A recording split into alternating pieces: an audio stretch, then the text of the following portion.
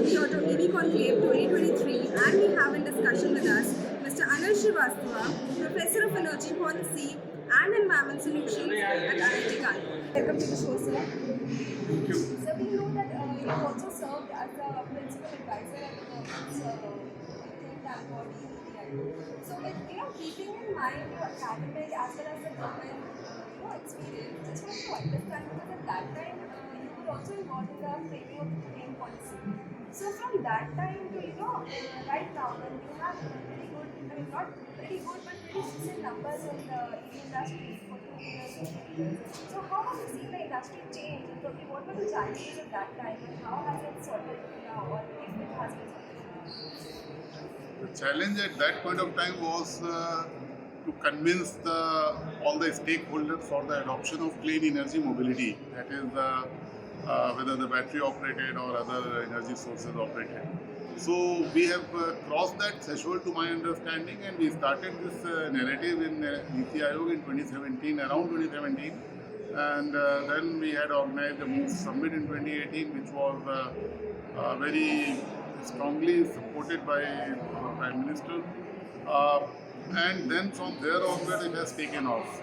It's very a happy situation to see that now that 15% of the two-wheelers are electric vehicles, around 70,000 two-wheelers are now manufactured every month.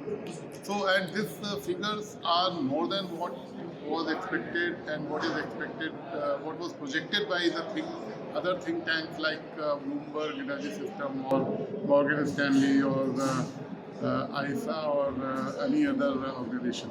But we were very confident in NITI Aayog that the things will move that way.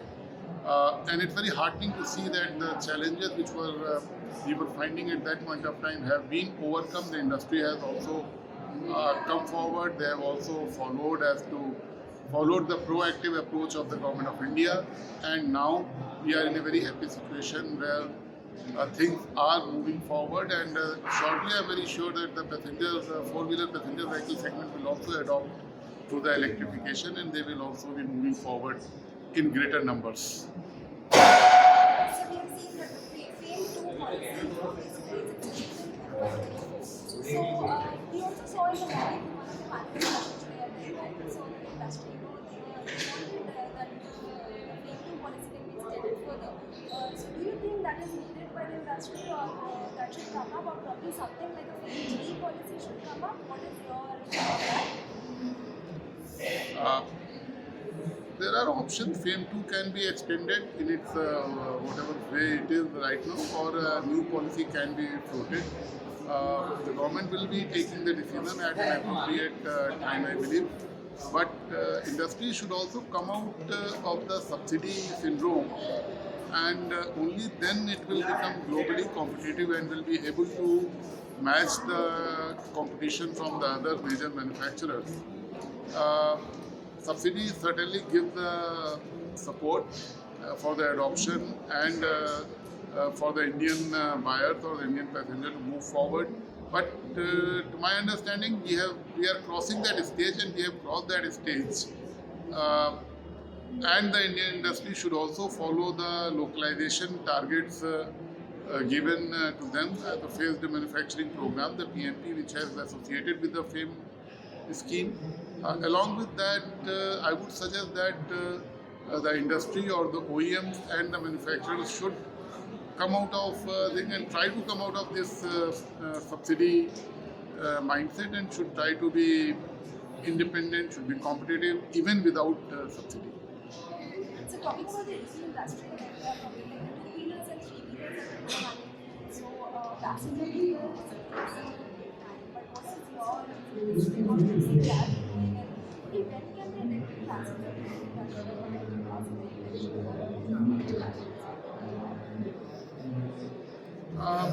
I think it's a matter of little more than 2 years, or maybe around 2 years' time, the inflection point for the four-wheeler passenger vehicle will also reach. It's only a matter of time when an appropriate product comes into Indian market to satisfy the Indian consumer and capture their imagination as to what they would like to see in terms of the electric vehicle. charging infrastructure is not that big a challenge. It is coming up, and that is not really a major roadblock because the average trip size in India is very small. It's around 5 kilometers. The average usage of the car is also very little. Only, a private car, personally owned car, runs for around 5% of the time, and the 95% of the time the car is in the garage. So in that viewpoint, it's not difficult that we will be reaching the tipping point for the adoption of electric four-wheeler passenger vehicles also. And the OEMs, whether the Indian or foreign car manufacturers, they are trying to come to India and introduce the models which are suitable, appropriate, and satisfies the imagination of Indian consumer. So just one last thing, like we have technologies and right now we have the conventional petrol and diesel, and we have the hybrids and hydrogen, and then finally the electric. There's also alternative fuels coming up. So like how do you see the hydrogen technology developing with the government's national hydrogen mission? Within that we also have the hydrogen IC and the hydrogen fuels. So what do you think, how is that going to pan out this like your background is carrying up? So how do you think that fits with that? Whenever hydrogen is commercially gets viable, it will be not only for the mobility, it will be for the mobility as well as for the energy storage. And a very large usage of the hydrogen fuel cells or hydrogen other ICE applications will be for both the operations. It will be for the mobility as well as for the energy storage. And it's a challenge right now that the energy which we generate through our solar resources, where to keep that energy while it is being generated, because the grids have also started becoming saturated, and the power companies, the distribution companies have to take into consideration those factors also. So it is not that the future of the hydrogen, the government of India has very rightly put its focus on green hydrogen generation. They have allocated a lot of budget resources also, and hydrogen mission has also been set up. So that is a very good perspective in which these decisions have been taken. But yes, from the lithium ion onwards, solid state batteries, or maybe further to that, other chemistries and other advanced cell chemistries, the combination of the materials which will be there after the lithium ion batteries. So this is going to take a trajectory.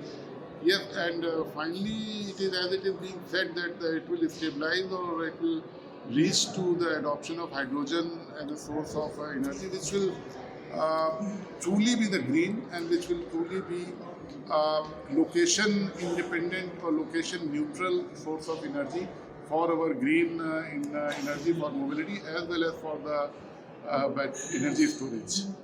Thank you, sir. Thank you so much for talking. Thank you.